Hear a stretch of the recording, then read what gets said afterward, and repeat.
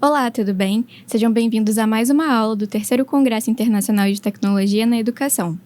Meu nome é Gabriela Trindade, eu sou aluna do terceiro ano de Medicina do Unisalesiano e estou aqui representando a Liga de Cirurgia Geral e Trauma. O tema de hoje é cirurgia oncológica e será ministrada pelo Dr. Everton Pontes Martins.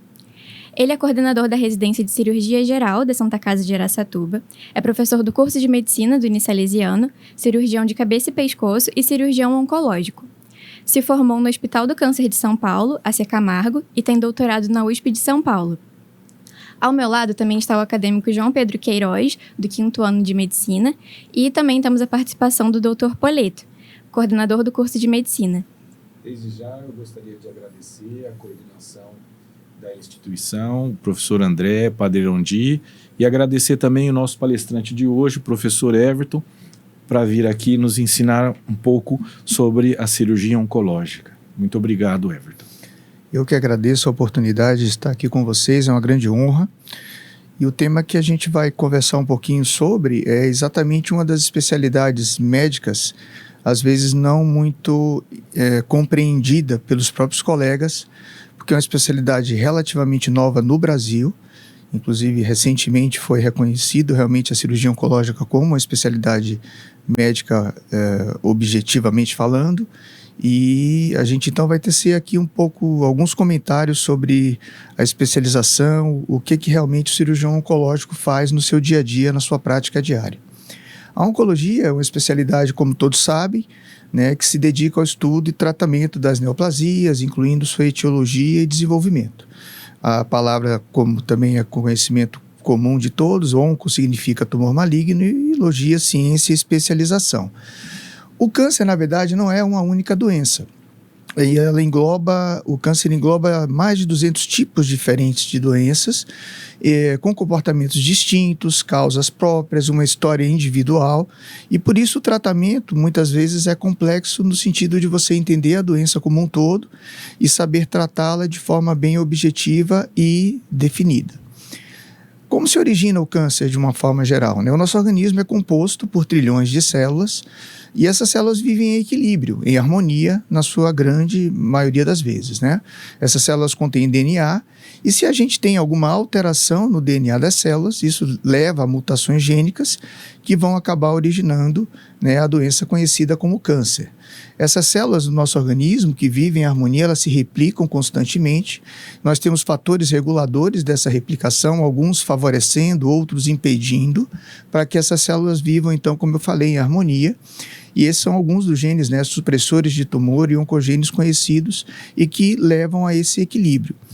Quando a gente tem uma alteração no nosso DNA, no DNA da célula, essas mutações gênicas, essas células então perdem essa harmonia e acabam desenvolvendo um crescimento anômalo, gerando essa doença que é tão grave e importante de ser estudada e tratada de forma adequada. A maioria das doenças vinculadas ao câncer, elas são, na verdade, adquiridas por hábitos que nós temos durante a nossa vida. O hábito do fumo, o uso exagerado do álcool, o tipo de dieta, sedentarismo, exposição ao sol, são fatores causais que levam a essas mutações gênicas.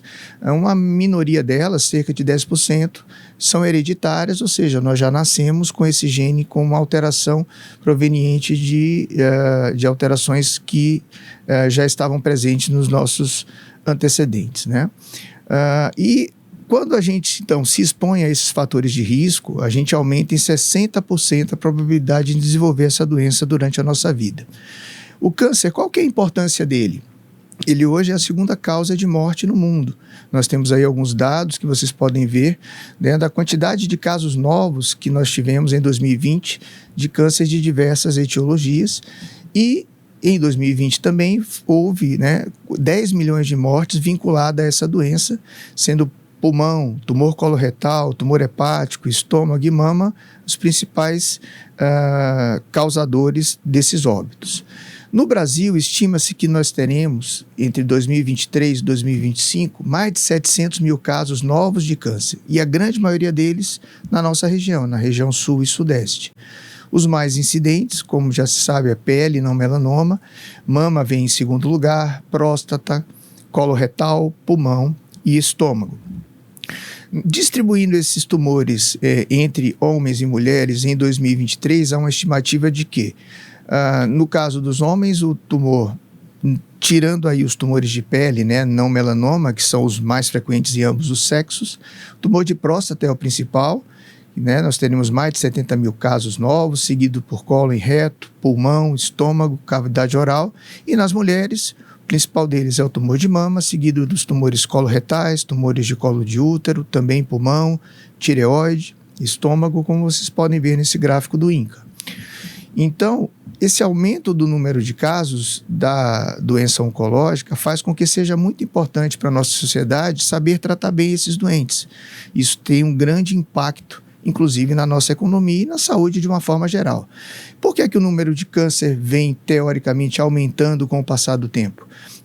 Houve, naturalmente, um aumento da expectativa de vida por conta de avanços tecnológicos na saúde, industrialização e urbanização, e isso fez com que nós tenhamos hoje uma previsão de que 1 a cada 5 habitantes do planeta Terra desenvolverá câncer durante a sua vida.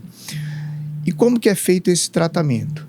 Frente a essa incidência tão alta, a gente vê o quanto que é importante que o tratamento tenha um planejamento adequado e seja, então, né, vamos dizer assim, esteja na mão de pessoas especializadas e normalmente não é só na mão do médico, como vocês vão ver a seguir. Esse tratamento ele é multidisciplinar. Como qualquer doença, a gente começa a investigação do câncer através da história clínica, do exame físico, só que no câncer é muito importante duas etapas nesse estágio de avaliação do paciente, que são a biópsia, para que nós tenhamos o conhecimento do tipo de câncer que nós vamos tratar, e o estadiamento da doença. Nós sabemos o quanto que o paciente está envolvido pela doença em si, se é uma doença só local, se ela já apresenta metástases, porque tudo isso vai influir, é claro, no tratamento. Para que serve o estadiamento, então? Exatamente para que nós planejemos o tratamento de forma adequada, para que nós possamos ter uma ideia do prognóstico desse paciente que nós vamos tratar, para que possamos avaliar melhor os resultados do tratamento, uniformizar a linguagem e com isso produzir, né, cientificamente dados que possam favorecer o avanço no tratamento do câncer e facilitar com isso as pesquisas. O estadiamento envolve o TNM, que é também muito conhecido por todos, onde T significa o estadiamento do tumor primário, N das metástases regionais, que são as metástases linfonodais, o M significa a presença ou não de metástase à distância, e com isso a gente vai ter um estadiamento que vai fazer com que possamos tratar esse doente de forma individualizada. O que é que a gente vai levar então em conta no planejamento terapêutico desse paciente? O local da presença do tumor, o tipo de tumor, porque nem sempre é o mesmo tipo, os tipos histológicos variam bastante, por isso a biópsia é tão importante. O estadiamento, é claro, para saber se é uma doença só localizada ou se já disseminada, e fatores vinculados ao doente, né? O gênero, a idade, as condições clínicas do paciente e a expectativa de vida do mesmo. Tudo isso a gente põe na balança quando vai tratar um paciente oncológico e é de suma importância que tenhamos então esse conhecimento. O câncer ele é passível de cura, principalmente através da prevenção, do diagnóstico precoce e de um adequado estadiamento para que nós possamos tratar a doença também de forma adequada e com isso conseguir os melhores resultados frente a essa situação. Como que a gente consegue então o controle do câncer? Através do planejamento terapêutico especializado e com isso levando ao aumento da sobrevida e uma melhora da qualidade de vida do paciente, que muitas vezes a gente até conversa no nosso meio que a gente também melhora muitas vezes a qualidade de morte, porque um paciente morrer sofrendo, longe da família, internado no hospital, é claro que é uma situação muito mais, vamos dizer assim, pesarosa do que esse paciente eventualmente poder viver mais tempo no convívio dos seus familiares e quando eventualmente vier a falecer dessa doença, poder fazê-lo de forma mais rápida, sem tanto sofrimento. E é claro que o tratamento vai interferir na maneira com que o câncer vai evoluir e na maneira com que esse paciente, mesmo que a gente não consiga curá-lo, vai evoluir para um desfecho não muito favorável. Qual que é o objetivo do planejamento, então? O controle da doença, a reabilitação do paciente, e com isso a gente vai criar, é claro, um impacto social e econômico muito grande. Como nós vimos no início, a incidência do câncer é muito alta. Então, se a gente controla a doença, mesmo muitas vezes não curando o paciente, mas fazendo com que o paciente possa conviver com a doença sem sofrer, sem necessitar estar internado, sem grandes custos, né, para o sistema público de saúde de uma maneira geral, e podendo trabalhar na sua atividade habitual, tudo isso gera um impacto não só na vida do paciente, mas na nossa sociedade como um todo. Por isso que é tão importante a presença de uma equipe que seja entrosada, que entenda, né, do paciente, que entenda da doença, para que a gente tenha os melhores resultados, como já citamos. E essa equipe não é composta só pelo médico, só pelo oncologista. Ela é composta também por outros profissionais da área de saúde, como nutricionistas, fisioterapeutas, psicólogos, enfermeiros, fonoaudiólogos, assistentes sociais, terapeutas ocupacionais. Toda essa equipe, cada um desses profissionais, ele pode ser especializado na área oncológica, e isso traz melhores resultados. Levando em conta o tratamento no que diz respeito aos médicos que conduzem esse tipo de paciente, nós temos aí a conjunção de 4 especialistas, né, na maioria dos casos, porque é claro que o tratamento oncológico, ele não é só um tratamento, como já falei, ministrado por um único profissional de uma única especialidade oncológica, né? Normalmente você tem a presença do oncologista clínico, do radioterapeuta, do cirurgião oncológico e do patologista, para que possamos ter o tratamento adequado. O oncologista clínico, falando rapidamente, é aquele que vai ministrar medicações quimioterápicos, imunoterápicos, às vezes hormônios, que vão favorecer o tratamento da doença. O radioterapeuta é aquele especialista que vai, através dos aparelhos de radioterapia, promover também o tratamento do paciente quando houver indicação desse tipo de abordagem. E os cirurgiões oncológicos, nós como cirurgiões, seremos aqueles que iremos, vamos dizer assim, junto com os outros colegas, tratar a parte do câncer no que diz respeito à cirurgia em si. E mesmo dentro da cirurgia oncológica como uma especialidade, nós podemos ter uma subespecialização em uma determinada área, né, do nosso corpo, como cabeça e pescoço, cirurgia pélvica, ginecologia oncológica, urologia. Tá? Falando um pouco sobre a história, né, da especialização em oncologia no Brasil, o primeiro hospital que desenvolveu uma residência de oncologia foi o Hospital AC Camargo, em São Paulo, em 1953. O chefe da residência de cancerologia era o Dr. Fernando Gentil, que aqui tem uma foto dele, né, que fez a especialização fora do nosso país, no Memorial Sloan Kettering Cancer Center, em Nova York, que ainda é hoje um dos maiores centros de oncologia, que o Dr. Poleto teve a oportunidade de conhecer quando estava terminando a formação dele. E o Dr. Gentil veio para o Brasil e era, na época, o chefe que chefiava essa residência. Aqui temos uma foto dos primeiros residentes formados em 1955 e uma foto no hospital da época, que hoje já está realmente totalmente diferente. E hoje nós temos ainda no AC Camargo diversos profissionais extremamente bem formados e envolvidos no tratamento oncológico. Aqui só por uma questão de respeito e de gratidão, foto de 2 desses profissionais que fizeram muita diferença na minha formação, na formação do professor Poleto, que é o professor Ademar Lopes e o professor Luiz Paulo Kowalski, que são nomes expoentes da oncologia no mundo inteiro, reconhecidos mundialmente, e que têm realmente ainda hoje uma atuação muito próxima da formação dos novos cirurgiões oncológicos desta instituição. Como que o cirurgião oncológico se forma? A nossa residência começa na cirurgia geral. Quem quer fazer cirurgia oncológica tem que fazer inicialmente, é claro, a cirurgia geral como base, uma residência que dura 3 anos, e depois mais uma residência de 3 anos em cirurgia oncológica, especificamente num centro especializado em câncer. Então a gente vê que é uma formação longa, é mais um curso de medicina, né? São mais 6 anos para que a gente esteja habilitado a trabalhar com esse tipo de paciente. E qual que é o objetivo de termos um cirurgião voltado apenas para o tratamento do câncer? Além de tudo isso que a gente já comentou com vocês sobre as particularidades da doença, é importante que o cirurgião que vai tratar da doença tenha um entendimento global do que ele está tratando, experiência em todas as topografias. Por que eu digo isso? O câncer não é uma doença que se limita, muitas vezes, a um único órgão. Você vai ter o envolvimento de outras estruturas em torno daquele órgão, ou até em órgãos à distância, quando essa metástase é à distância. E é muito importante, então, porque se eu for um cirurgião formado apenas, por exemplo, na parte do intestino, né, da cirurgia do aparelho digestório, talvez se eu tiver um tumor que esteja infiltrando um órgão que não seja do aparelho digestório, eu já não tenha tanto domínio de como abordar cirurgicamente esse outro órgão. Por isso, do surgimento do cirurgião oncológico e da importância de uma formação mais ampla com experiência em topografias distintas.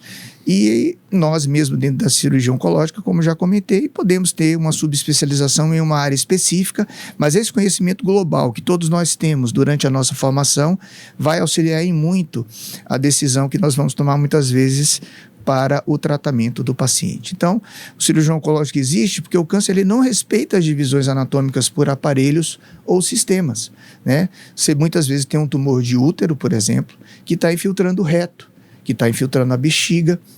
E se eu for um cirurgião que tenha a habilidade, a expertise só em operar o útero, talvez eu não tenha capacidade de tratar essa doença da forma que é preciso. Como que o câncer ele se dissemina? Através da continuidade, ou seja, por exemplo, um câncer de intestino, um câncer de estômago, ele pode evoluir e por uma continuidade envolver também o esôfago, por exemplo, né? Ou por contiguidade, um câncer de estômago pode infiltrar o fígado, que é um órgão que está ao lado do estômago na nossa anatomia.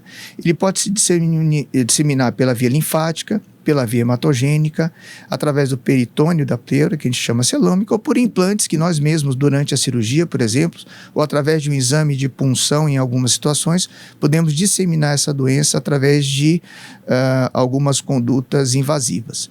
Então, como eu expliquei, aqui é um corte axial da pelve de uma mulher, só para a gente ter uma ideia, por exemplo, de que um câncer, por exemplo, do útero, ele está muito próximo, como eu já comentei muitas vezes, do reto, da bexiga, por essa distribuição dos nossos órgãos dentro do nosso corpo.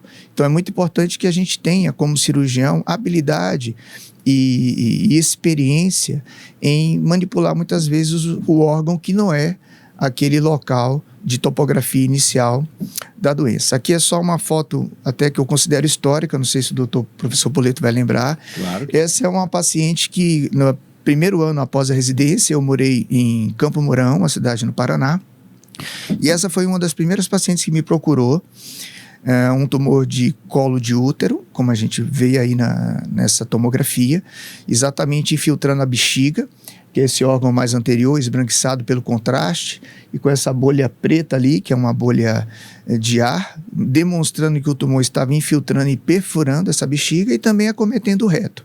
Essa era uma senhora que lá nessa cidade onde eu trabalhava, já tinha sido considerada uma paciente fora de possibilidades terapêuticas, né? Ela não teria uma oportunidade de cura. Eu avaliei o caso, na época ainda não com muita experiência, e depois dos exames, essa paciente já tinha sido tratada com quimio e radioterapia e ela tinha doença apenas nessa região, no colo uterino. Os outros órgãos não demonstravam nenhuma evidência de metástase. Sendo assim, exatamente por ter esse conhecimento mais amplo, mas não tanta experiência ainda nesse tipo de cirurgia, eu na época entrei em contato com o professor Poleto, que coincidentemente estava voltando dos Estados Unidos, desse estágio que ele fez no Memorial Hospital, e comentei com ele, né, discuti o caso da possibilidade de se era possível ou não, como eu imaginava que era, a gente abordar esse caso cirurgicamente para dar uma perspectiva de melhor qualidade de vida para essa paciente. Então o professor Poleto teve a boa vontade de ir até lá, onde eu estava trabalhando, e me ajudar nessa cirurgia. Aqui é a peça cirúrgica, nós fizemos uma cirurgia que é conhecida como exenteração pélvica total, que é a retirada de todos os órgãos da pelve. Então nós retiramos o útero, o colo do útero, o reto, a bexiga, e essa paciente viveu ainda muitos anos com boa qualidade de vida, porque na vigência da doença que ela tinha, ela era uma paciente que tinha um corrimento vaginal constante, um mau cheiro constante também na necrose tumoral, que atrapalhava o dia a dia dela, uma dor constante que mesmo tomando analgésicos, né, de grande potência, muitas vezes não era controlável, e após essa cirurgia, Ela viveu ainda durante muitos anos, acabou falecendo da doença, mas viveu durante um bom tempo sem o sofrimento que vinha tendo, né? Essa foi a primeira cirurgia que o professor Puleto fez depois que terminou a especialização dele no AC Camargo, né? Eu tive essa honra de propiciar ele, e coincidentemente esse tema foi o tema de tese de doutorado dele lá na USP.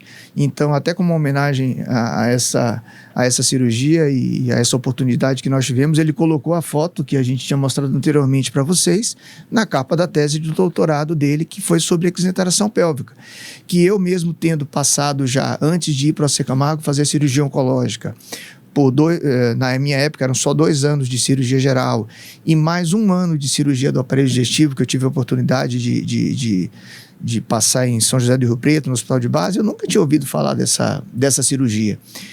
Então, se eu não tivesse esse conhecimento, como lá na cidade onde essa paciente morava, ela não tinha tido a oportunidade de passar por alguém que desse uma perspectiva para ela de alguma terapia que trouxesse conforto, se eu não tivesse essa experiência, esse conhecimento, eu também não teria indicado essa cirurgia e ela teria falecido da doença de uma forma muito menos agradável, vamos dizer assim. Então é aquilo que eu comentei também anteriormente, a qualidade de morte também a gente pode interferir e isso muda muita coisa, porque muitas vezes o paciente não evolui com cura completa, ele vem a óbito depois de um certo tempo, mas ele convive mais tempo com a família, às vezes ele tem a oportunidade de ver um neto nascer, um filho se formar em medicina, às vezes aquele ano ou 1 ano e meio a mais de qualidade que a gente dá para ele é o suficiente para ele ter uma realização de vida que faz tudo para ele ter valido a pena. Então a gente não trata só pacientes que ficam curados. Muitas pessoas questionam a nós, por que vocês fazem essa especialidade que é tão dura, onde vocês pedem tantos pacientes para a doença? Porque a gente tem como mudar a história, né, desses pacientes quando a gente tem esse conhecimento mais detalhado. Então, em relação à cirurgia oncológica, voltando ao tema principal aqui da nossa conversa, a gente classifica os tumores como ressecáveis ou não, ou seja, se aquele tumor como o dessa paciente que nós mostramos anteriormente, se ele tem condições de ser removido, permitindo que o indivíduo sobreviva, é claro, àquele tipo de abordagem. E um conceito importante que algumas pessoas não têm conhecimento é entre ressecável e operável. Ressecável quer dizer que aquele tumor é passível de ressecção do ponto de vista anatômico, que é possível ser retirado do tumor, mas para isso o paciente tem que ter condições clínicas adequadas para suportar aquele trauma da cirurgia, e aí é que a gente considera se o tumor é operável ou não. Ele pode ser ressecável e o paciente não ter condição clínica de operar, então não ser um tumor operável, e o contrário também pode existir. O paciente às vezes está numa condição clínica favorável, mas o tumor pode eventualmente não ser ressecável. E quando a gente opera um paciente, a gente então classifica essa cirurgia através dessa nomenclatura, né, de R0, quando a gente consegue tirar toda a doença, não fica nenhum tumor residual no paciente. A cirurgia que é considerada R1 é uma cirurgia que fica um tumor residual microscópico. Cirurgia R2, quando você deixa a doença macroscópica ainda no paciente, e RX, quando você não tem a capacidade de avaliar o grau de ressecabilidade que você conseguiu durante aquela abordagem cirúrgica. E existem tumores, por exemplo, como ovário, onde vale a pena você abordar o paciente cirurgicamente, mesmo sem tirar o tumor inteiro, que isso faz com que ele tenha muito mais capacidade de responder a um tratamento quimioterápico adjuvante do que se você fizesse tratamento quimioterápico sem tirar a maior parte do tumor que é passível de ressecção. Então, quando indicar esse tipo de cirurgia onde você vai deixar tumor no paciente, quando isso é favorável, isso também é importante que você tenha um conhecimento, porque nem sempre é assim. Existem já outros tumores que não vale a pena você abordar e ser agressivo com o paciente se você não tem a perspectiva de fazer uma cirurgia R0, por exemplo. Então, isso faz muita diferença no tratamento. Em relação à cirurgia, também nós temos cirurgias curativas, que é aquela que a gente faz com o intuito de eliminar a doença como um todo. A gente muitas vezes indica cirurgias paliativas, com o objetivo de melhorar a qualidade de vida do paciente.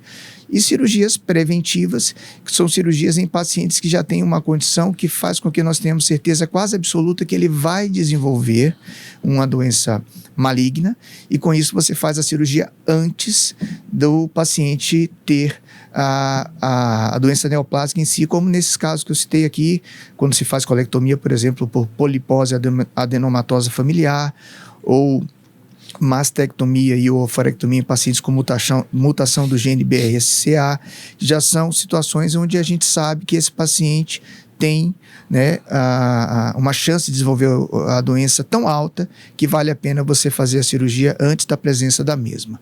E o cirurgião oncológico, ele faz diferença?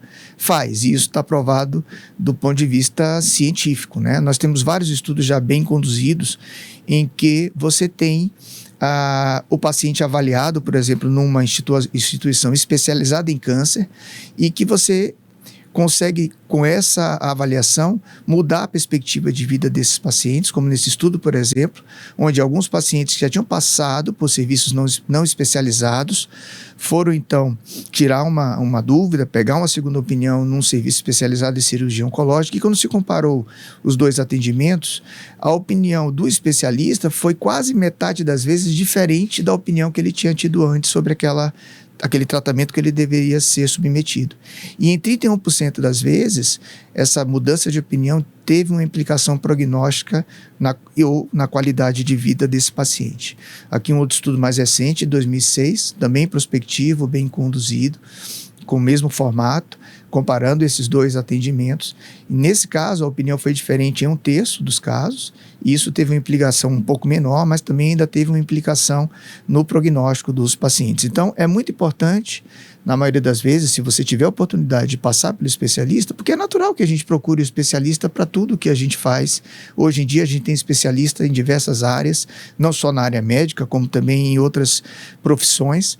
E por que não, quando você tem um câncer, você procurar um cirurgião especializado no tema?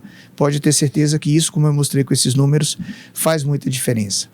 E faz diferença principalmente porque aquela equipe multidisciplinar que eu citei para vocês, ela fala a mesma língua, ela tem entrosamento, a gente pensa no paciente, assiste o paciente com a mesma experiência e perspectiva. Isso faz com que a gente, claro, tenha a condição de atuar de forma melhor no tratamento desse paciente. Então, o paciente oncológico, ele precisa de um tratamento que é baseado, é claro, na ciência, mais individualizado, que pode ter intenção curativa ou paliativa. E a equipe oncológica, ela conhece as particularidades da doença, ela é entrosada, isso aumenta a confiança do paciente, muitas vezes a simpatia dos familiares, e isso traz melhores resultados, inclusive do ponto de vista estatístico já bem comprovado. Então, só para a gente encerrar aqui e abrir para uma discussão mais ampla, o paciente oncológico cirúrgico, ele é um paciente complexo, paciente que tem muitas vezes sonda, dreno, traqueostomia, né?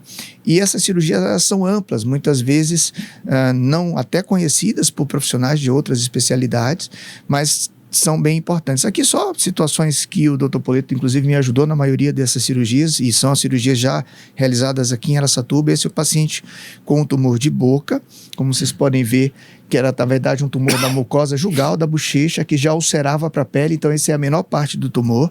A maior parte estava dentro da boca, como vocês podem ver nessa outra figura.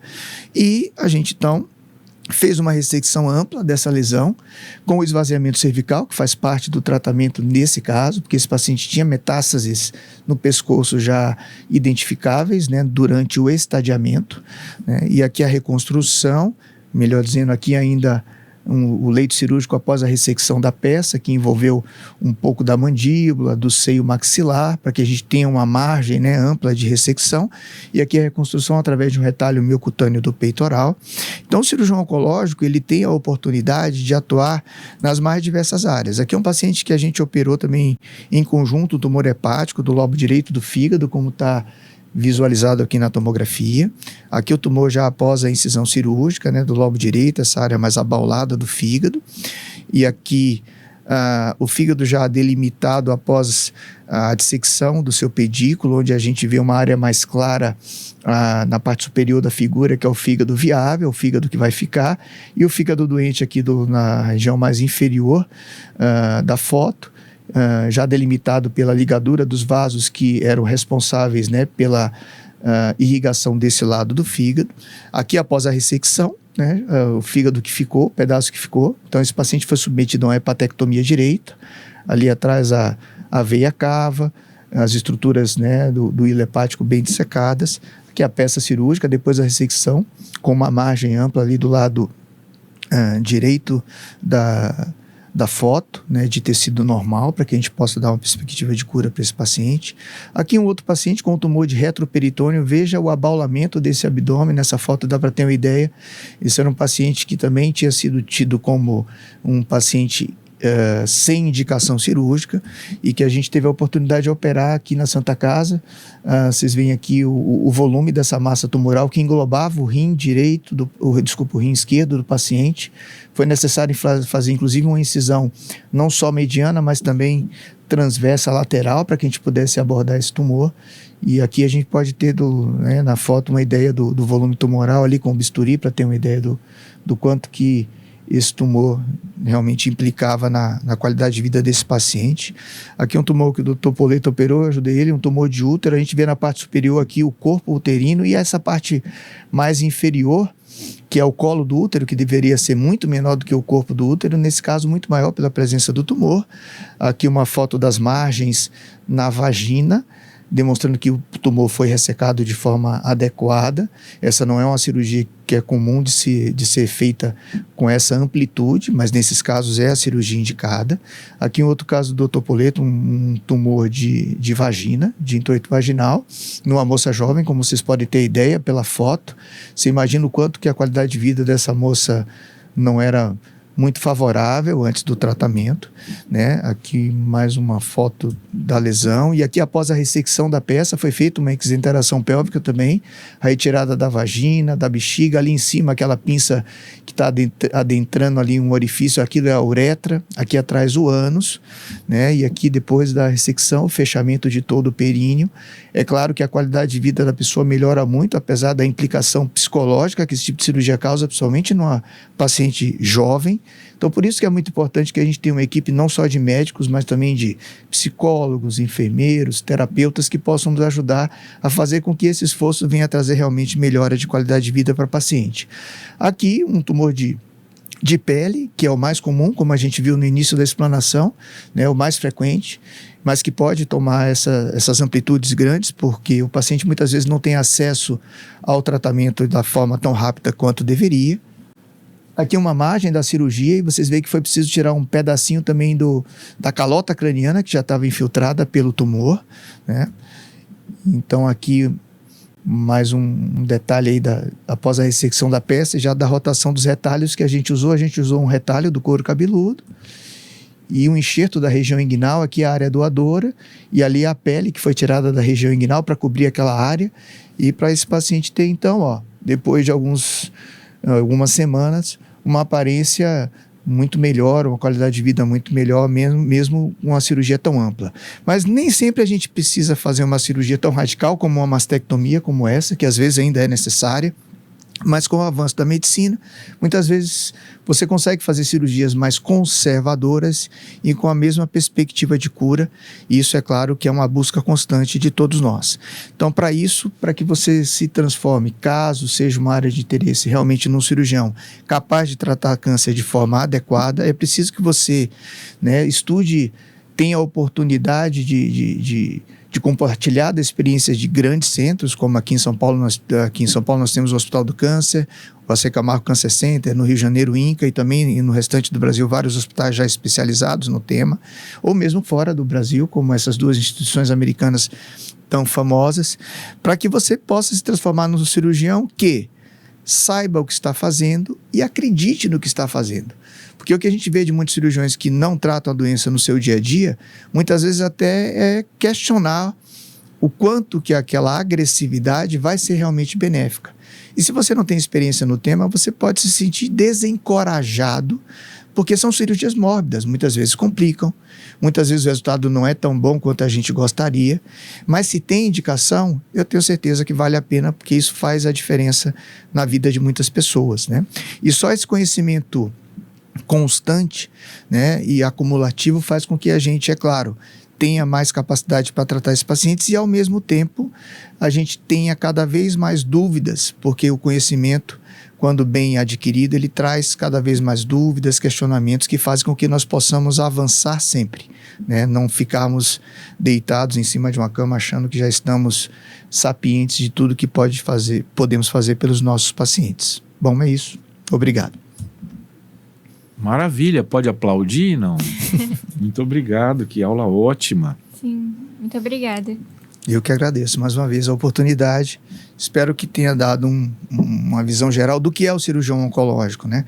Nos Estados Unidos, como eu comentei, não que os Estados Unidos sejam melhores do que nós, em muitas coisas são, em outras não, mas ele já tem essa especialidade há muitos anos, né?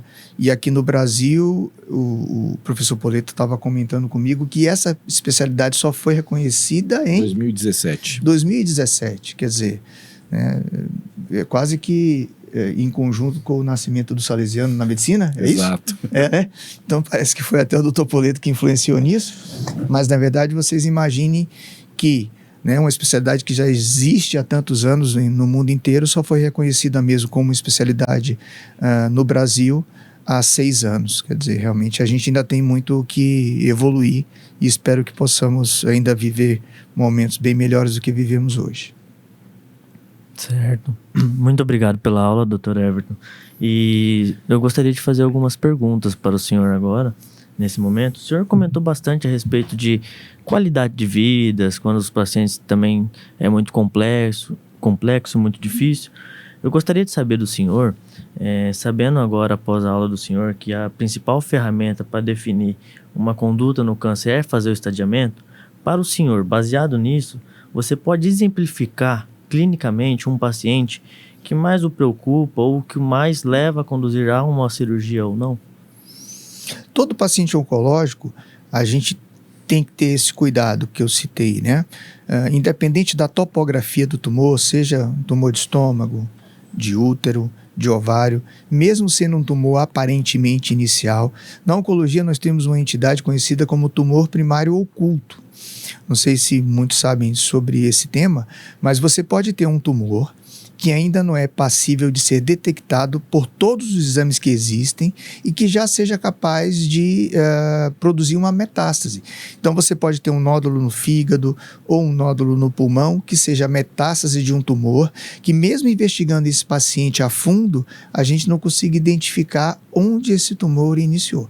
E é claro que para esse tipo de paciente também existem tratamentos já bem estabelecidos e é preciso, é claro, conhecer a especialidade para ter essa noção, mas se você tem então, como eu estava comentando, um tumor que é microscópico e já passível de metastatizar, mesmo que você tenha um tumor muito inicial, antes do ímpeto de tratá-lo eventualmente do ponto de vista cirúrgico, por exemplo, você tem que ter o cuidado sempre de estadiar esse paciente. A partir do momento que você tem uma biópsia que definiu que esse paciente tem um câncer, antes de você operar, você precisa estadiar, porque, como eu comentei, esse estadiamento vai implicar diretamente no tipo de tratamento que você vai propor. E essas 3 ferramentas básicas que a gente tem, a oncologia clínica com a quimioterapia, a grosso modo falando, a cirurgia e a radioterapia, a gente trabalha junto. Só que a sequência desse tratamento vai depender exatamente do estadiamento. E quando você não começa o tratamento pela sequência adequada, vamos supor que eu opere um paciente porque ele tem um tumor muito inicial de cólon, eu faço uma colectomia sem estadiar. E eu não sabia previamente que ele tinha uma metástase pulmonar. Isso vai interferir no prognóstico dele.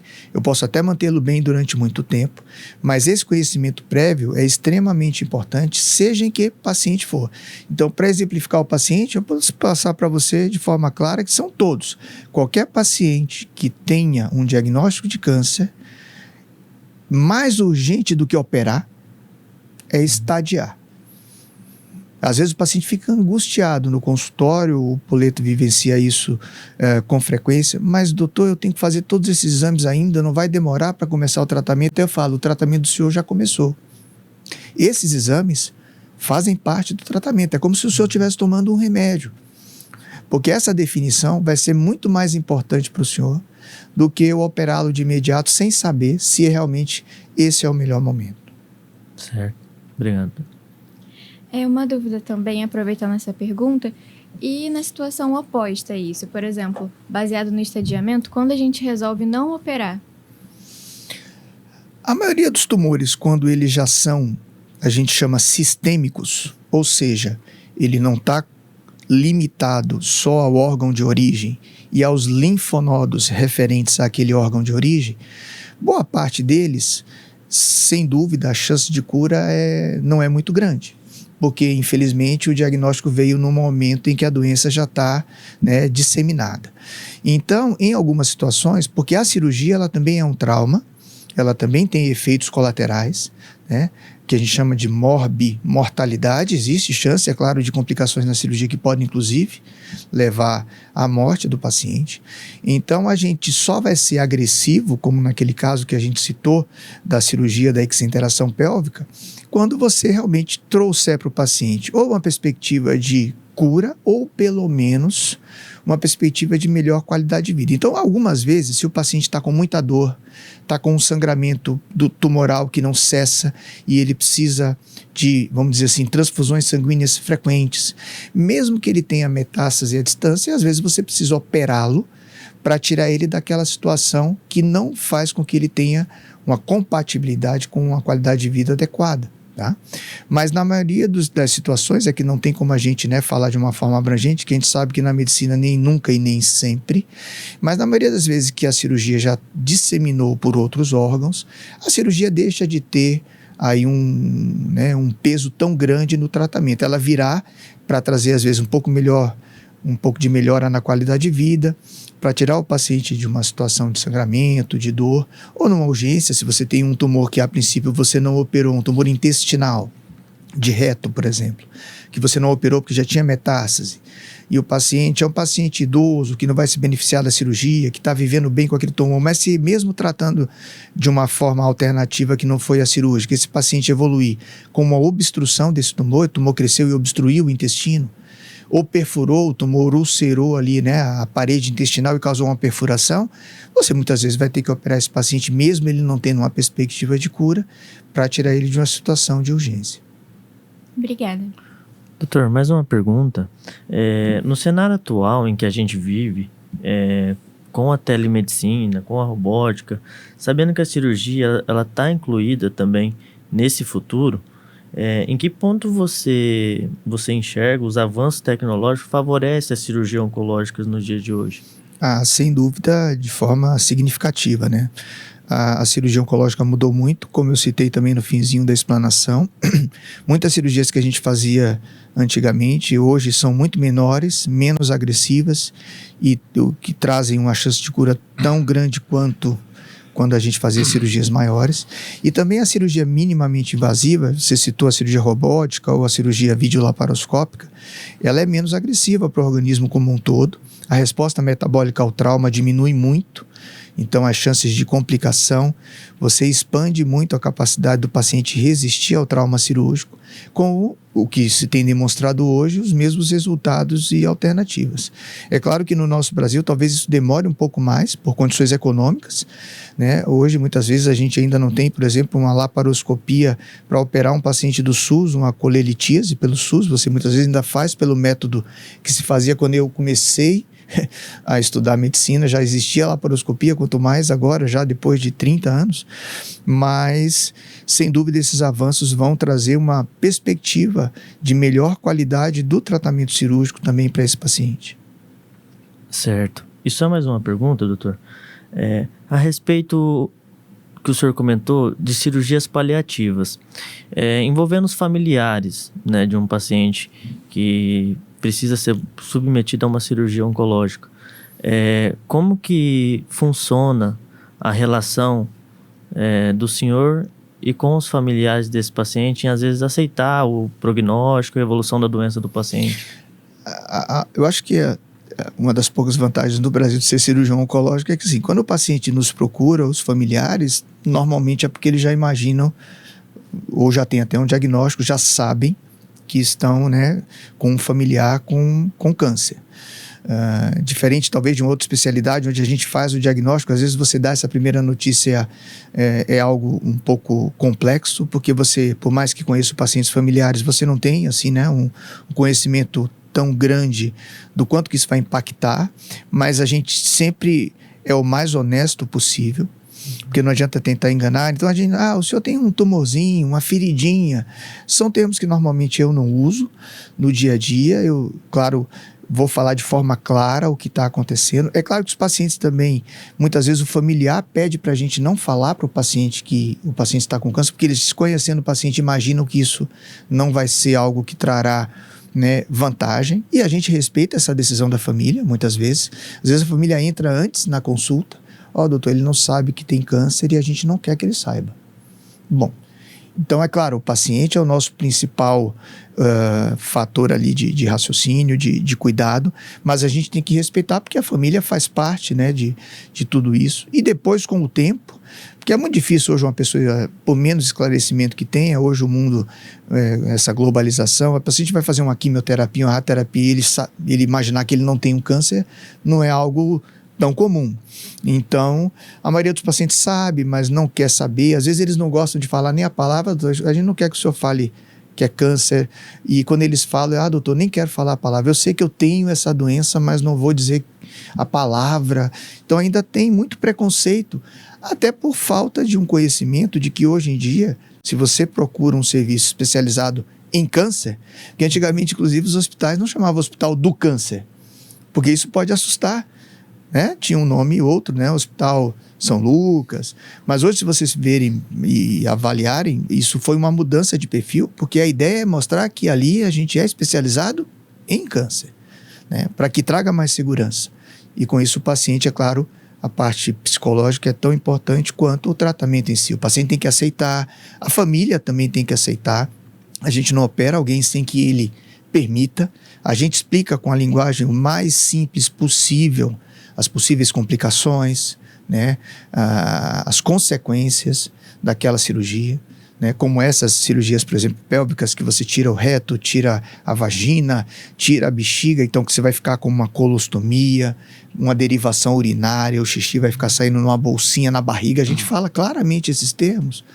porque, é claro, por mais que a gente explique, às vezes o paciente nunca vai entender completamente, mas ele tem direito a ter uma ideia bem pormenorizada de tudo que vem pela frente, para que ele possa decidir. Se ele disser, não, doutor, eu não quero fazer, claro que do ponto de vista teórico não é o melhor para ele, mas é uma decisão que cabe a ele e, é claro, aos familiares também. E só gostaria de complementar, na maioria das vezes você trabalha com a verdade, a não ser que esse paciente tenha algum grau de limitação ou de dependência. E muitas vezes a gente explica para os familiares que eles vão se surpreender com a reação do paciente.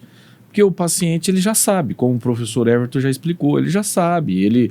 Às vezes ele sai de uma cidade menor e vai para uma cidade maior, e aí às vezes a família, na ansiedade, ela quer pedir para você mentir para o paciente, você explica, olha, o seu pai, sua mãe, são pessoas inteligentes, né? Se ele não está tratando naquela cidade, foi encaminhado para tratar em outra cidade, como que eu vou falar que isso é uma coisa simples, banal? A primeira coisa que eu vou falar, mas para que eu vim aqui se eu podia tratar lá com o meu médico lá da minha cidade menor e tal? Então, na maioria das vezes, o oncologista, ele trabalha com a verdade e ele tem uma certa habilidade, um conforto em conversar com o paciente, principalmente pelo que o professor Everton falou, porque ele acredita no tratamento dele, ele acredita que ele pode ajudar aquela pessoa.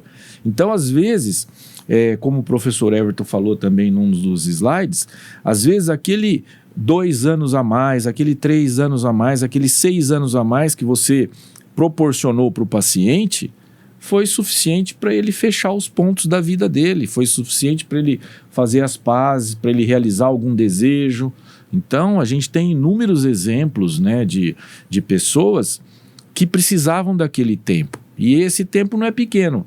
Se você acha que 6 meses é pouco, fica 6 meses de férias para você ver o tanto que vai impactar na sua vida, né? Então, isso é muito relativo, né? Então, a oncologia é uma das áreas que mais trabalha com evidência. Isso funciona, isso não funciona, isso dá certo, isso não dá certo. Isso a gente trabalha em oncologia desde que o AC Camargo foi fundado em 1953, né? Que os médicos, eles procuram a eficiência, a eficácia do tratamento, e comparando o que dá certo, o que não dá certo e tendo dados objetivos. Inclusive, essa cirurgia pélvica, ao meu ver, né, que a gente estuda desses conteúdos, foi um ótimo exemplo da ortotanásia bem aplicada, porque aumentou a qualidade de vida, né, dessa paciente e não foi uma intervenção para o mal, né, pelo Sem contrário. dúvida. Uma dúvida também que eu tenho é como seria essa relação da oncologia clínica com a cirúrgica na prática? Nos centros especializados, é comum que, inclusive, a gente tenha reuniões multidisciplinares. Primeiro que, nos centros especializados também, é muito frequente que já existam condutas pré-estabelecidas. Então, tanto faz se o paciente passa com o cirurgião, com o oncologista clínico ou com o radioterapeuta, a partir do momento que ele está estadiado, todos três, como eu citei, falam a mesma língua. Então, eles vão dizer, olha, o senhor está comigo aqui, eu sou oncologista clínico, mas a doença do senhor precisa primeiro de uma cirurgia. Então, o senhor vai lá com o Dr. Poleto, e depois talvez a gente faça a quimioterapia. Da mesma forma, eu avalio um paciente e falo, não, o senhor tem que começar o tratamento com a rádio e a químio, depois operar. Ou o radioterapeuta pode dizer, não, primeiro o senhor vai fazer a quimioterapia, porque a gente entende do assunto como um todo. Então, esse entrosamento é muito importante. Isso nos serviços especializados é mais, vamos dizer assim, alcançável na prática, mas no nosso dia a dia de consultório privado, vamos dizer assim, a gente também tem um contato muito próximo com os oncologistas clínicos, com o serviço de radioterapia, porque, é claro, já encaminhamos e recebemos vários pacientes, né, desses colegas ou para esses colegas. Então, é claro que pode existir alguma divergência, porque nem todo caso é tão claro, e por isso que também é uma vantagem do centro especializado. Você tem essas reuniões onde sentamos nós quatro aqui, cada um é de uma área, mas todos somos oncologistas. Aí eu trago um caso que eu não tenho certeza que a cirurgia vai ser o melhor no começo, e a gente troca uma ideia junto, com certeza o benefício do paciente é enorme.